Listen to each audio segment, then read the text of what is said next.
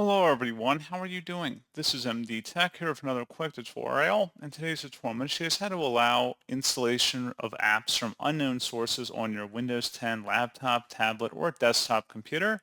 So this should hopefully be a pretty straightforward process, guys. And without further ado, let's go ahead and jump right into it.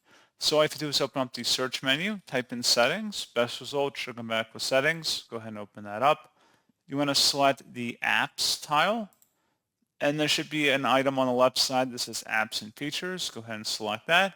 And then on the right side, you want to go up at the top where it says installing apps only from Microsoft Store helps protect your device. Click the drop down and you can select either anywhere but let me know if there's a comparable app in the Microsoft Store, or anywhere but warn me before installing an app that's not from the Microsoft Store.